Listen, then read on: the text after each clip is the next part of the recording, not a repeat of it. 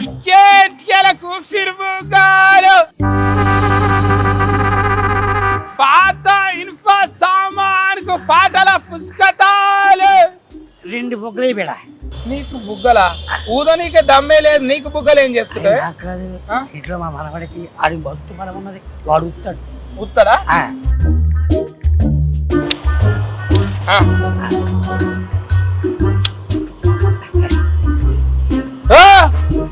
పైసలు ఇవ్వకుండా అవుతావు? పైసలు ఎందుకు? అరే మా ఊర్లో సిటీ కింద వాడు ఉన్నాడు, ఇస్తాడు మాకు. ఫిరీలు ఇస్తున్నాడు ఇవ్వడాడు. ఈ చుట్టుపక్కల 4 ఊళ్ళో నేనే ఫేమస్ అమ్మ నీకే. సిటీ కింద కూర్చుంటాడు, ఓ చూడు పో. నాకు ఫోటోకి వచ్చిందా? ఇవ్వడాడు. నాకు ఫోటోకి వస్తాడు, చూస్తాను సంగతి. ఇదే మాకు ఇది ఉన్నాయిగా, లైట్లు కుర్చీలు ఉన్నాయి, అడుగుతావు.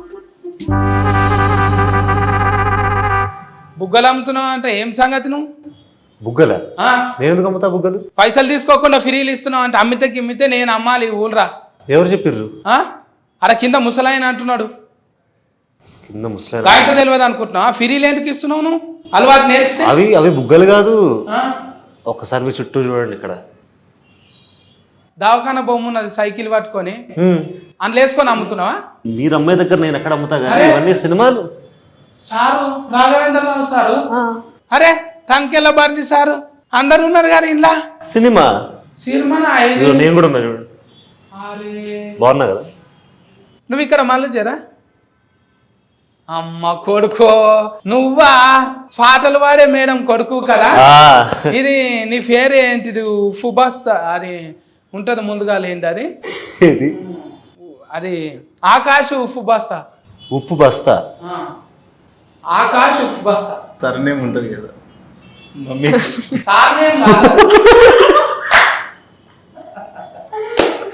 నాకు ఇంతసేపు పట్టింది. అవును, ఉప్పు బస్తా.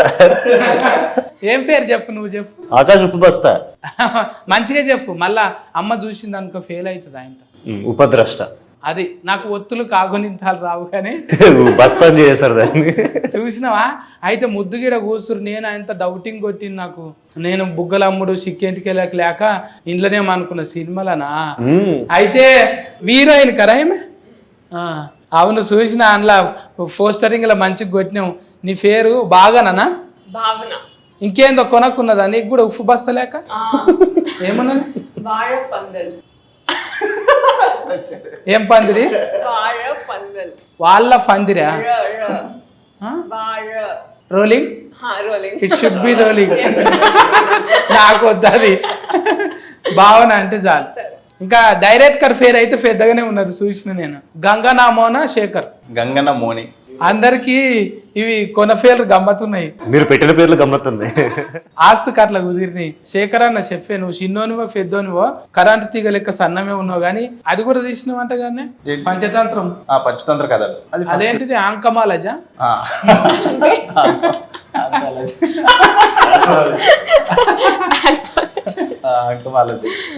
అది 5 కథలది. అందులోకెళ్ళి ఆంకమాలజీకి బుగ్గలాలజీకి ఎందుకు వచ్చినావు మరి? సినిమా చూస్తే తెలుస్తుంది ఏంది బుగ్గల కథ ఏందని. అంటే సినిమా చూసినాకనే క్లైమాక్స్ లో చూసుకోమంటావు? క్లైమాక్స్ దాకా అవసరం లేదు, ఇంట్రొడక్షన్.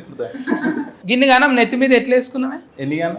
ఒకటి కెమెరా వేసుకున్నావు, డైరీ స్కానింగ్ వేసుకున్నావు, ఇంకోటి రచన వేసుకున్నావు. ఒక్క యాక్టింగ్ వదిలేసారు అంతే. అంటే అన్నింటి మీద అనేది నాకేం అవగాహన లేదు. ఒక సినిమాకి ఏం కావాలనేది, ఒక కథకి ఏం కావాలనేది చేసుకుంటూ వెళ్ళినాం అంతే తప్పితే ఇన్ని డిపార్ట్మెంట్లు అన్ని చేసేంత లేదనుకోండి. బట్ ఈ కథకి అవి చేసుకోవాల్సి వచ్చింది అంతే. బుగ్గలమ్ముడు అంటే ఇప్పటి కథ కాదు, అది 96లో జరిగింది మన కొల్లాపూర్ నంద్యాల మధ్య. నువ్వు ఏ మోడల్ మరి? 88 మోడల్. 88? అవును. అంటే చిన్న పిల్లగాని నేను 88 లో చూసి మళ్ళీ 96 కు కథ తీసినావు అంటే 10 ఏళ్ళకే తీసేసి. ఇంకా మీరైతే ఆల్రెడీగా యాస్కెనింగ్ మీద ఫట్ ఉన్నదంట కదా మీకు? నాకేం అర్థం అవ్వట్లేదు.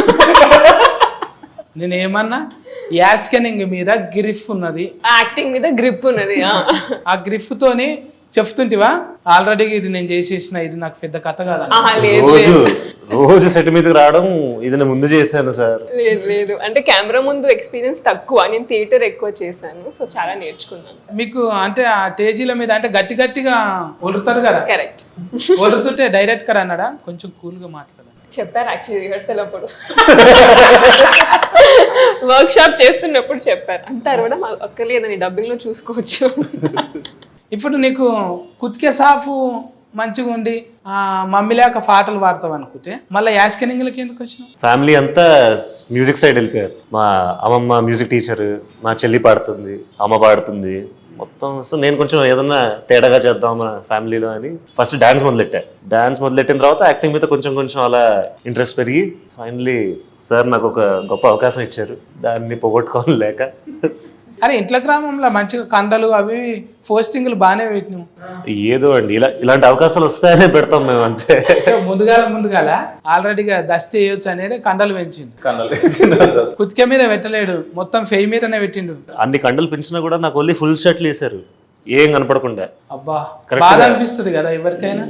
నాకున్నది కాకుండా వేరేది ఎందుకు చూపిస్తారు సార్? ఆయన ఉన్నది కదా, కండల షాట్ పెట్టరా అక్కడ. ఇప్పుడు పెడదాం తర్వాత. ఇప్పుడు ఏదైనా ప్రోమో సాంగ్ లో ప్రమోషన్స్ వాడతారు ఇవన్నీ. మరి తిఫల్ అనిపించలేదా? కట్టుకొత్తాలే నువ్వే డైరెక్షన్ ఓకే టేక్ కట్టుకొత్తుడు కెమెరా అంటే రోలింగ్ సార్ అనేటోళ్ళు వేరే ఉంటారు కదా. అంటే నాకు ఫస్ట్ సినిమాకి కూడా అలవాటే కదా, పంచతంత్ర కథలు కూడా అలవాటే కాబట్టి నువ్వే పోయి క్లాప్ కొట్టుకొని వచ్చి కెమెరా యాస్కెన్. లేదు నాకు టీం చాలా బాగుంటుంది, నాకన్నా ఫాస్ట్గా ఉంటుంది నా టీం కాబట్టి టీం బాగున్నప్పుడు మనకు అది పెద్ద పనులు అనిపించవు. మంచి టీం దొరికినప్పుడు చాలా ఈజీగా అవుతాయి పనులు. అంటే పెద్ద అయిన ఫేర్ ఇప్పుడు ప్రొడ్యూసర్ అంటే రాఘవేంద్రరావు సార్ నొప్పించుడు అనేది జర తిఫలే కదా. ఇప్పుడు నువ్వేమో జర ఇన్ని ఫండ్లు పెడతావు సార్, అంగూర ఫండ్లు ఉంటాయి, షేఫ్ ఫండ్లు ఉంటాయి, ఇట్లా అంటే ఏమన్నా అట్రాక్షన్ అవుతుండేనేమో. నువ్వేమో తీసుకుపోయి యూఫిర్ బుగ్గలు ఉంటాయి అంటే సారు సార్ పళ్ళు పూలు సినిమా కాదు, ఆయన ఎమోషన్ డ్రామా, ఆయన సినిమా చూసే విధానమే వేరు అది. సో ఆయన కథ మాత్రమే చూస్తాడు, అవన్నీ చూడేటప్పుడు ఒకసారి కథను నమ్మినంటే డైరెక్టర్కి వదిలేస్తాడు, తనే వదిలేస్తాడు. అంటే నీకు ఇన్నున్నాయి కదా, నువ్వు ఫల్టీ టాలెంటెడ్ కదా. పల్టీ ఇప్పుడు హీరోయిన్కి ఆల్రెడీగా ఇంకేమన్నా డాన్సులు కూడా వచ్చు కదా. వచ్చాను అన్ని వచ్చు. ఆమె పల్టీ టాలెంటెడ్. అవును, ఇంతసేపటి నుంచి నేను వచ్చిన మరి ఇంత నీళ్ళు తాగుతావా? ముంగట గవ్యాగో ఆ చాక్లెట్లు పెట్టిండ్రు, ఇగో ఈ చాక్లెట్స్ తీసుకోండి.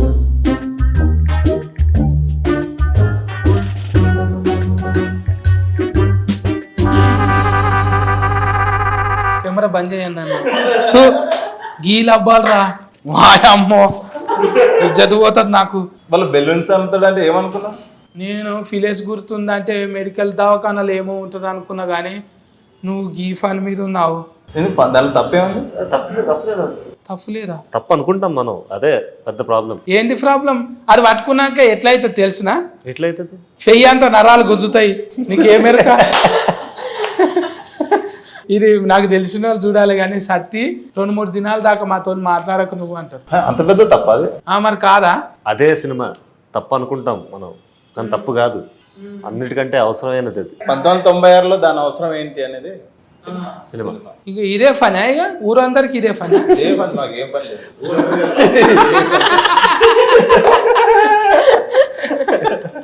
నువ్వు ఏం బుగ్గలు నువ్వు అమ్మేది? నేను ఊపిరి బుగ్గలు. నీదేమో ఆడుకునేది, ఇది వాడుకునేది. అమ్మా అంటే ఇవి ఒక్కొక్కసారి లొల్లి అవుతుండే పోరగాళ్ళు వీటిల్లా బోరింగ్ కాడ నీళ్ళు నింపుకొని మస్తు తన్నులు తింటుంటివి. చెప్పకూడదు కానీ బోరింగ్ కాడ నీళ్ళు. చాలా మంది చేశారు అది. దీని పుణ్యాన మీరు ఎన్నిసార్లు దెబ్బలు తిన్నారు? ఇప్పుడు చెప్పుడు అవసరం అంటావా? కెమెరాలు పెట్టి ఇంత మాట్లాడుకున్న తర్వాత కెమెరా. అందుకే చిన్నప్పుడు అన్న, ఇప్పుడు పెట్టింది నేను అడగట్లేదు. ఇట్లా కెమెరాలు పెట్టి ఇట్లా కాదన్న, అంటే ఇజ్జత్ అనిపిస్తుంది. అరే అది మంచి టాపికే అన్న, దాన్ని ఎందుకు మనం అంత భూతంలాగా చూడొద్దు? తింటున్నామంట మెడల్ వేసుకొని తిరుగుతాం. కనీసం జోబులలో పెట్టుకొని తిరగమని చెప్తున్నా. వాడుతున్నామంటాను వాట్సాప్ స్టేటస్ పెట్టమని. అయిపోయింది. ఒకప్పుడు బిత్తిరి సత్తి, ఇప్పుడు బికినీల సత్తి. ఎథిస్కు అది ఇది అనేటోళ్ళు కొంచెం ఉంటారు, కానీ అసొంటోళ్ళను మరి విమర్శలు కూడా వస్తాయి కదా కొన్ని. అన్న వస్తాయి, నేను అదే అంటున్నా. సినిమా చూసిన తర్వాత దానిలో ఏం తప్పేం లేదు. ఇప్పుడు అంత పెద్ద అయినా ఇలాంటి సినిమా ఒప్పుకున్నాడంటే అర్థం చేసుకుని ఇంకా చాలా గొప్ప విషయం మాకు కూడా ఇంత నమ్మి ఎందుకంటే ఎప్పుడు సినిమా అంటే ఏదో ఒక టైంలో మాత్రమే మనం ఏదైనా ఒక కమర్షియల్ ఆస్పెక్ట్ లో ఒక సోషల్ గా మనం ఏదైనా జనాలకు ఏదైనా చెప్పాల్సిన టైం వస్తుంది. కొన్ని కథలకే ఉంటుంది, అన్ని కథలు చెప్పడానికి ఉండవు. సో అలాంటి కమర్షియల్ కథతో మాకు చెప్పే అవకాశం వచ్చిన స్క్రిప్ట్ అనమాట. సో అందుకే సార్ కూడా చాలా మంచి స్క్రిప్ట్ అని యాక్సెప్ట్ చేశారు. ఇంకా నువ్వు సిగ్గు పడలేదా మరి? నీకు సిగ్గు అనిపించలేదా? లేదు సార్, కష్టం సార్, అది ఎక్స్పెక్ట్ చేయండి. వద్దు అమ్మకని చెప్పాను కానీ వినలేదు. నాకు నా లక్ష్యమే ముఖ్యం అని, నా పెళ్ళాం కంటే నా లక్ష్యం చాలా ఇంపార్టెంట్. అవి అమ్మితే నీకు కమిషన్ వస్తుందా? ఇట్లా కమిషనే. నేను డబ్బుల కోసం చేసామండి, కొంచెం అవగాహన పెంచుదామని. ఆ రోగం ఏంటి, అప్పుడు పరిస్థితులు ఏంటి, ఎందుకంటే అప్పుడు ఎవరికి అవగాహన లేదు, ఎవరికి ఆ మైండ్ సెట్ లేదు. ఇప్పుడు అదే టైటిలింగ్ కదా, నన్ను యాది పెట్టుకో లేకపోతే నిన్ను యాది మరుస్తారంటాను. బాగా రాశారు కదా. మంచిగా రాసినావు. డబ్బా మీద బోర్డు వేసుకొని తిరుగుతున్నాను. ఇప్పుడు సంబంధాలు అంటే ఎవరు చూస్తలేరు కదా, టూక్ వాడతారు ఎక్కువ. అంటే సక్రమానికి వాడాలి. అంటే నాకు తెలిసినంత వరకు పెద్ద రోగం అంటారు కదా, అప్పుడు ఇది ఇట్లా అనలేకపోతున్నారు. ఎయిడ్స్ అంటాను. ఎయిడ్స్ అంటే ఓయమ్మో, ఎయిడ్స్ అంటే అన్ని తీసుకుపోయి ఆడ అలగబెట్టాలి అన్నట్టు ఉంటుండే. అని గాలి వాడితేనో లేకుంటే ఆయన ఇట్లా మాట్లాడితేనో తుఫిల్లు పడితేనో వస్తుంది అంటాను. అవిట మీద నేను కూడా తిరిగినాం. అప్పుడు పాటలు కూడా రాసి పాడినాం అనమాట. ఎయిడ్స్ భూతం లేచింది బిడ్డ ఫారా హుషారు, రోగాల కోరల్ని సాచింది బిడ్డ లేదా కంగారు, యాది మరిసి నువ్వు ఇట్లున్నవంటే నాకెందుకంటూ ఊకున్నవంటే, రోగం వచ్చి ఫీల్చి ఫిఫ్ఫి చేసినాక ఒరిగేది ఏముంది మొత్తుకున్నా గాని, ఎయిడ్స్ భూతం లేచింది బిడ్డ ఫారా హుషారు, రోగాల కోరల్ని సాచింది బిడ్డ లేదా కంగారు. మళ్ళీ అందులోనే మందులేని రోగం ఒకటి దాఫురించరన్న, ఆ మహమ్మారి పేరు ఎయిడ్స్ రోగం అంటారన్న, ఒక్ర బుద్ధి వ్యభిచారం వలలో నా జిక్కుకుంటే, ఒడ్డుకున్న చేపగతి గడ్డు కాలం వచ్చురన్న అంటాను. ఇట్లా పాటలు ముద్దుగా. సూపర్. సేమ్ ఇది సినిమాలో ఈ టాలెంట్ కూడా ఉందా? పల్టీ టాలెంట్. ఫల్టీ టాలెంటెడ్ మేము అసలు మొత్తం ఫల్టీ అంతా ఇక్కడే ఉంది. ఫల్టీలు వేసే ఏ లొంకర పోయినాయి అన్న. నాకు అక్కడ దిక్కు చూడబుద్ధి అవుతలేదు, అవి తీసేయరా. కింద పెట్టాలి. ఈ ఫీలింగ్ తీసేయాలనే మా సినిమా వస్తుంది. ఈ ఇంటర్వ్యూ అయిపోయే లోపు మీరు జాబ్ వేసుకొని పోయేలా మన చేస్తా. ఇంటర్వ్యూ కూడా మా ఫటీలు వస్తుందా? మాఫటి అంటే ఇది సమరం గారి ప్రోగ్రామ్ కాదన్నా, డైలీ వస్తుంది. రాత్రిపూట అందరూ అనుకున్నాక వస్తుంది ఆ ప్రోగ్రామ్ ఇది. నాకు ఏదో కొంచెం డౌటింగ్ కొడుతున్నావు. నువ్వు అమ్మకు చెప్పినవా లేకపోతే నీ అంతలు నువ్వే ఇట్లా చేస్తున్నావా సినిమాలు? అయ్యో, అమ్మకు తెలియకుండా నేను ఏం చేయను, అన్ని అమ్మకు చెప్పే చేస్తాను. నేను అడిగొస్తే ఎందుకైనా మంచిది. అంటే నువ్వు డైరెక్టర్ అంటే రాఘవేంద్రరావు సార్ని అడుగుతా, మళ్ళా సునీత మేడంను కూడా అడుగుతా. ఏమని అడుగుతా అంటే ఇసొంటి నౌకరీ ఉన్న దాంట్లో ఫస్ట్ ఎందుకు పెట్టినామంట అని అడుగుతా. మీరు ఈయన ఉన్నాడు ఎక్కడ పోకండి.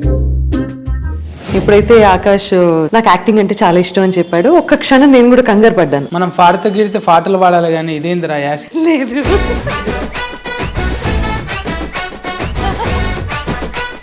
ఎక్కువ డాట్కర్లు యాట్కర్లు దగ్గర ఉంటాయి. అంటే చదువుకొని మీ భాష కనీసం ప్రొనౌన్స్ చేయడానికి కూడా తిరిగి రాదు తెలుసా? డాక్టర్ మీరు ఇప్పుడు అన్నారు. డాట్కర్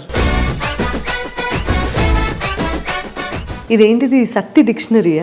డిక్షనరీ మన సపరేట్ డిక్షనరీ. ఆ. నమస్కారం సార్.